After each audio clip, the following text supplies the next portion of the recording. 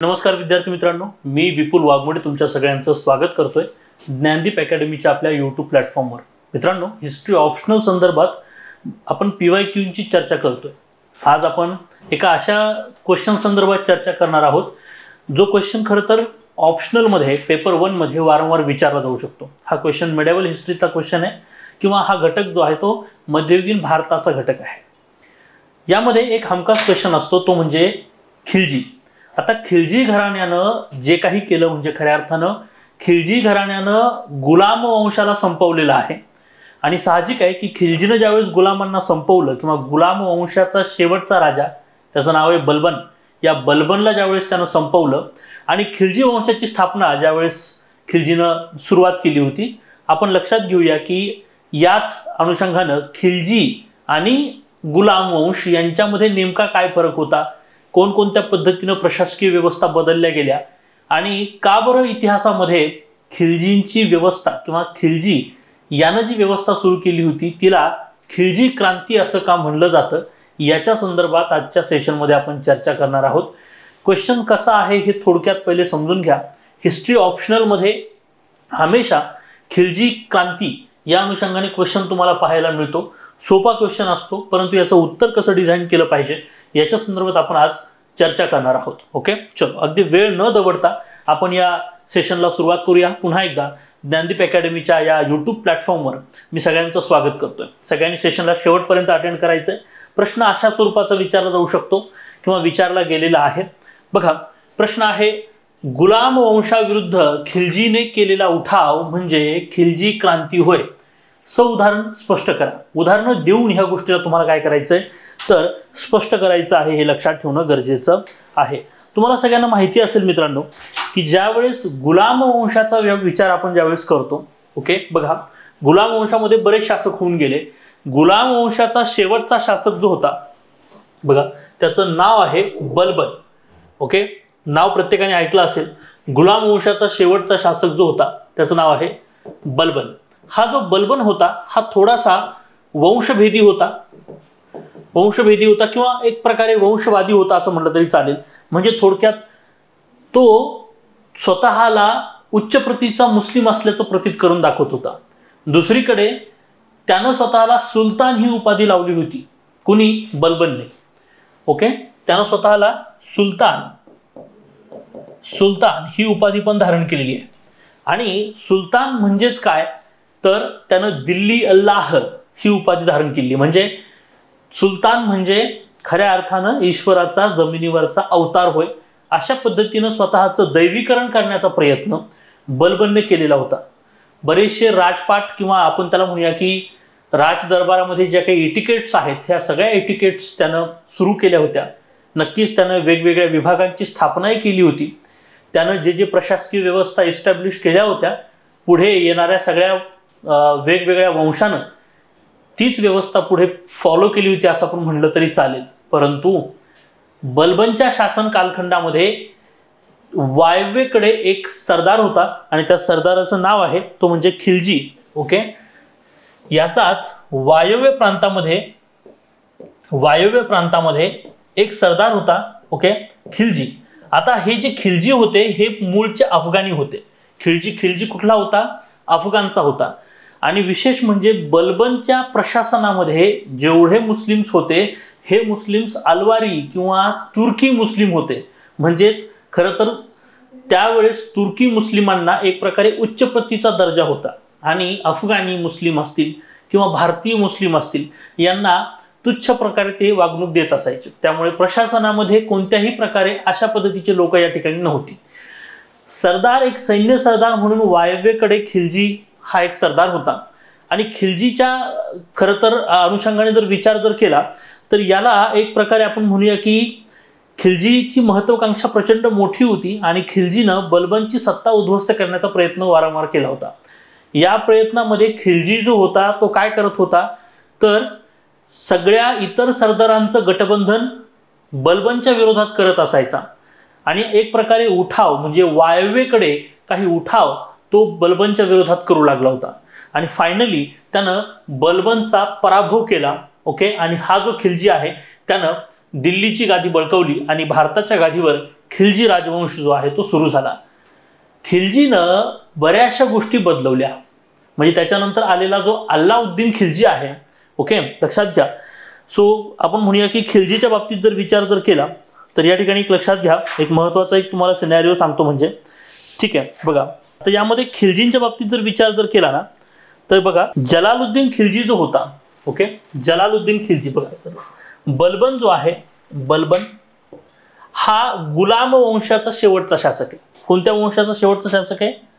गुलाम वंशाचा शेवटचा शासक आहे. याला मारून कोण आलेला आहे? तर याला मारून जलालुद्दीन खिलजी जो आहे, जलालुद्दीन खिलजी गादीवर आला. त्यानंच खरं तर हा उठाव केला होता. आणि ज्यावेळेस जलालुद्दीन खिलजी बलबनला मारून गादीवर बसतो त्यावेळेस खिलजी राजवंश सुरू होतो. जलालुद्दीनचाच पुतण्या आणि त्याचा जावई, त्याचं नाव आहे अल्लाउद्दीन खिलजी. अल्लाउद्दीन खिलजी त्यानं बऱ्यापैकी साम्राज्य विस्तार जो आहे खिलजींचा त्यानं केला होता. मग साहजिक आहे की गुलामांना खतम करून, म्हणजे गुलाम वंशाला खतम करून भारतामध्ये खिलजी राजवंश सुरू झाला. आणि याच खिलजी राजवंशाच्या बाबतीत विचार जर केला तर खूप सारे चेंजेस, म्हणजे गुलामांची जी व्यवस्था होती किंवा गुलाम वंशाची जी व्यवस्था होती, या वंशाची व्यवस्था बऱ्याच वेळेस त्यांनी चेंज केली आणि त्यांनी खिलजींची एक स्वतंत्र व्यवस्था जी आहे ही खिलजी वंशानं सुरू केली होती. आणि याचंच खरं तर हे जर आपण जर ऑब्झर्व केलं तर आपल्याला या प्रश्नाचं उत्तर मिळतं की गुलाम वंशाविरुद्ध खिलजीने केलेला उठाव म्हणजे एक मोठी क्रांती होती. कारण खूप जास्त बदल जे आहेत ते केले गेले होते. गुलाम वंशानं म्हणजे बलबननं ज्या काही निगेटिव्ह गोष्टी मांडल्या होत्या त्याला आता त्यांनी कन्वर्ट केलं होतं. आणि आपल्याला ते उदाहरण स्पष्ट करायचं ह्या प्रश्नामध्ये. आणि ह्या प्रश्नाचा मागोवा किंवा ह्या उत्तराचा मागोवा घेत असताना आपल्याला आता पाहावं लागेल की यामध्ये कशा पद्धतीनं गोष्टी बदलल्या. सगळ्यात महत्त्वाचा मुद्दा, ज्या वेळेस जलालुद्दीन खिलजी गादीवर आला आणि जलालुद्दीन खिलजीला ज्यावेळेस तो गादीवर येतोय, मग आपण आता इथं खिलजी विचारात घेत असताना बघा, ज्यावेळेस आपण खिलजी विचारात घेऊया त्यावेळेस आपल्याला जलालुद्दीन, अल्लाउद्दीन, ओके, यांचा विचार आपल्याला करावा लागणार आहे. मग आता ज्यावेळेस खिलजी गादीवर आले त्यावेळेस खिलजीने सगळ्यात पहिले काय केलं तर तुर्की आणि कुलीन व्यवस्था संपवली. आता हा जो टायटल आहे याच्यामध्ये असा विचार करा की गुलाम वंशाच्या वेळेस काय होतं आणि खिलजींनी काय केलं. गुलाम वंशामध्ये म्हणजे ज्यावेळेस बलबन पर्यंत गुलाम वंश ज्यावेळेस गादीवर होता त्यावेळेस तिथे बऱ्यापैकी जे तुर्की किंवा अलवारी मुस्लिम्स होते यांचं वर्चस्व प्रशासनावर खूप मोठं होतं. त्याला खलिफा असं म्हटलं गेलं. हे खलिफांशी कनेक्टेड असलेले जे काही धर्मगुरू जे होते ते बऱ्यापैकी प्रशासनामध्ये, गुलाम वंशाच्या प्रशासनामध्ये लुडबुड करत असायचे. त्यामुळे बऱ्याच वेळेस गुलामांची प्रशासकीय व्यवस्था ही धार्मिकतेवर आधारलेली पाहायला मिळते, तर दुसरीकडे गुलामांची राजकीय व्यवस्था सुद्धा ही धार्मिकतेवर आधारलेली पाहायला मिळू शकते. आता हीच व्यवस्था बदलवण्यासाठी खिलजीने ज्यावेळेस गुलामांना संपवलं आणि गादी बळकवली त्यावेळेस खिलजींनी सगळ्यात प्रथम काय केलं तर अलवारी मुस्लिम्स किंवा तुर्कींना आणि जे कुलीन म्हणजे आपण त्याला म्हणूया की जे गव्हर्नर्स प्रांतावर अपॉइंट केले गेले होते त्यांचं वर्चस्व त्यांनी कमी केलं. त्यांनी सांगितलं की तुम्ही प्रशासनामध्ये तुमचे लिमिटेड अधिकार आहेत, न्यायदानासारख्या कामामध्ये तुम्ही लुडबुड करायची नाही. आणि एक प्रकारे सर्वच अधिकार राजाच्या हाती त्यांनी आपण त्याला म्हणूया की राजाच्या हाती त्यांनी केंद्रीकृत केले होते असं म्हणलं तरी चालेल. सेकंड महत्वाचा बदल म्हणजे वंशवादी परंपरेपेक्षा त्यांनी तलवार नीतीला महत्व दिलं. बघा, हा जो बदल आहे यालाच आपण क्रांती म्हणलेलं आहे. काय बदल केला? वंशवादी परंपरेपेक्षा तलवार नीतीला अतिशय जास्त महत्व. खिलजीनं ज्यावेळेस गादीवर बसला, साहजिक आहे स्वतः जलालुद्दीन खिलजी कशा पद्धतीनं गादीवर आलाय तर जलालुद्दीन खिलजी सुद्धा एक प्रकारे तलवार नीतीनंच गादीवर आलेला आहे. म्हणजे त्यानं सुद्धा बलबनला युद्ध करून संपवलेलं आहे. भले तो बलबनचा सरदार होता तरी सुद्धा त्यानं राजाविरुद्ध युद्ध केलं आणि बलबनला संपून स्वतः गादी बळकवली. माने जिसकी लाठी उसकी भैंस, इस हिसाब से वंशवादी परंपरेपेक्षा माने राजा का बेटा राजा नहीं बनेगा. ज्याच्यामध्ये कुवत आहे, ज्याच्यामध्ये ताकद आहे तोच या ठिकाणी काय बनेल? राजा बनेल. ही नीती जी आहे ती सुरू झाली होती. हा एक मोठा ड्रास्टिक चेंज होता आणि यालाच आपण क्रांती म्हणू शकलो. धार्मिक हस्तक्षेप समाप्त झाला. आता ज्यावेळेस आपण क्रांती या शब्दाकडे पाहतो, या शब्दामध्ये म्हणजे बघा बऱ्याच वेळेस असं वाटेल की खिलजींची क्रांती म्हणजे काय, तर खिलजीनं केलेली क्रांती म्हणजे गुलाम वंशात असलेली जे काही गोष्टी आहेत त्या ड्रास्टिकली चेंज करणं, आणि दॅट वॉज क्रांती. ओके, त्यातला एक भाग म्हणजे धार्मिक हस्तक्षेप समाप्त करणे. मी तुम्हाला सांगितलं की गुलाम वंशाचा शेवटचा राजा बलबन, या बलबनच्या कालखंडामध्ये बऱ्यापैकी वंशभेदीपणा किंवा वंशवादीपणा वाढलेला होता, आणि मग या दरम्यानच्या कालखंडामध्ये धार्मिक हस्तक्षेप जो होता तो खलिफांचा खूप मोठा होता. साहजिक होतं की हा धार्मिक हस्तक्षेप कमी करण्यासाठी पुढे जाऊन खिलजींना बऱ्याचशा व्यवस्था केल्या, आणि खिलजींनं जे काही तुर्की मुसलमान्स आहेत त्यांना काय केलं तर शांत करण्याचा प्रयत्न केला, किंवा त्यांना प्रशासनामध्ये जास्त स्थान दिलेलं नव्हतं. हे पण लक्षात ठेवणं गरजेचं आहे. अजून एक त्याच्यामध्ये आपण पॉईंट लिहू शकतो. तो पॉईंट म्हणजे कोणता, तर साम्राज्य व्यवस्था. सगळ्यात महत्वाचा मुद्दा, गुलामांची साम्राज्य व्यवस्था ही सामंतांवर आधारलेली होती, आणि सामंतांना त्या प्रांतापुरते वेगळे अधिकार मिळत होते. इथं मात्र त्यांनी तसं केलं नाही. इथं मात्र अल्लाउद्दीन खिलजीनं सांगितलं की साम्राज्य व्यवस्था ही मनसबदारी सारखी असेल. पुढे जाऊन हीच व्यवस्था मुघलांमध्ये अकबराने पण वापरलेली आहे. मनसबदारी म्हणजे काय, तर पूर्णपणे सगळे अधिकार एखाद्या प्रांताच्या प्रमुखाला न देता राजाकडे बरेचसे अधिकार असतील, आणि प्रांताचा जो प्रमुख असेल तो एक प्रकारचा राजाचा एम्प्लॉय असेल किंवा खूप जवळचा एम्प्लॉय असेल, त्याला मनसबदार असं म्हणलं तरी चालेल. अशी व्यवस्था या ठिकाणी त्यानं सुरू केली होती, हे लक्षात ठेवा. ओके, सो ही पण एक क्रांतीमध्ये गणली जाईल. 5वा पॉईंट असेल की केंद्रीकृत शासन प्रणाली. सर्व काही राजाप्रतीच एक केंद्रीकृत झालं होतं, त्यामुळे खरं तर एक प्रकारे राजाच या सगळ्या गोष्टींचा लीडर असेल. आणि मी म्हटलं होतं की तलवार नीती वापरल्यामुळे वंश परंपरेने राजा होत नव्हता, तर साहजिक आहे की जे काही एम्प्लॉईज होते त्या एम्प्लॉईजची मुलं भविष्यात तसे त्या पदावर नसतील, म्हणजेच आपण त्याला म्हणूया की जी कुळ व्यवस्था आहे, ओके, वंश व्यवस्था आहे, ती सुद्धा या ठिकाणी काय झाली होती, समाप्त झाली होती. हे लक्षात ठेवणं गरजेचं आहे. योग्य तो शासक हे धोरण खिलजींना आणलं होतं, आणि हेच खूप पुढे आणलं होतं म्हणण्यापेक्षा ते परिस्थितीनं आलं होतं असं म्हणा. ते काही खिलजीने काही खूप विचारपूर्वक नव्हतं आणलेलं. माने जलालुद्दीन खिलजीला अल्लाउद्दीन खिलजीने पण दगाफटका करूनच मारलाय, आणि अल्लाउद्दीन खिलजी सुद्धा हाच विचार करतोय की मला कुणीतरी दगाफटका करून मारू नये. सो ते परिस्थितीनुसार खिलजींच्या कालखंडामध्ये योग्य तो शासक हे धोरण आलेलं आहे असं आपण म्हणूया, आणि यालाच एक क्रांतीच्या कॅल्क्युलेशनमध्ये आपण घेणं अपेक्षित आहे, हे लक्षात ठेवा. ओके, सो अशा पद्धतीने हे जर 5 पॉईंट आपण त्या आन्सर्समध्ये जर मेन्शन केले, ओके, की बघा यामध्ये एक आपण म्हणूया की साधारणतः 5 पॉईंटमध्ये आपण त्या खिलजीच्या क्रांतीला पाहू शकतो. 5 उदाहरणं आपल्याला देता येतील आणि त्यांनाच एक्सप्लेन करायचं अशा पद्धतीनं. म्हणजे खरं तर खिलजीच्या आगमनामुळे दिल्ली सल्तनतच्या बरेचसे विचार आणि व्यवस्था बदलल्या गेल्या असं पण आपण या ठिकाणी प्रतीत करू शकतो इंट्रोडक्शनमध्ये.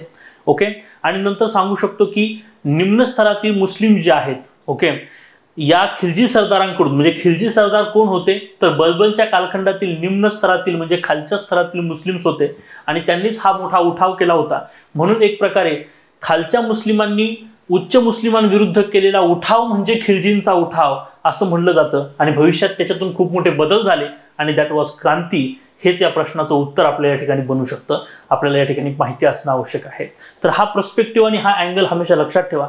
याच्यावर हमेशा आयोग क्वेश्चन करत असतं. ज्यावेळेस आयोगाला गुलाम वंश आणि खिलजी वंश याच्यामध्ये क्वेश्चन करायचा असतो कम्पेरेटिव्ह फॉर्मॅटमध्ये, त्यावेळेस आयोगाला हाच क्वेश्चन करावा लागतो, हे लक्षात ठेवा. म्हणून मी हमेशा म्हणतो की हिस्ट्री ऑप्शनल हा बऱ्यापैकी प्रिडिक्टिव्ह आहे, किंवा आपण त्याला म्हणूया की बऱ्यापैकी प्रिडिक्शन्स जे आहेत ते आपल्याला बांधता येतात, कारण तेवढाच एक पर्स्पेक्टिव्ह आहे आणि आयोग त्याच्यावरच जाणार आहे.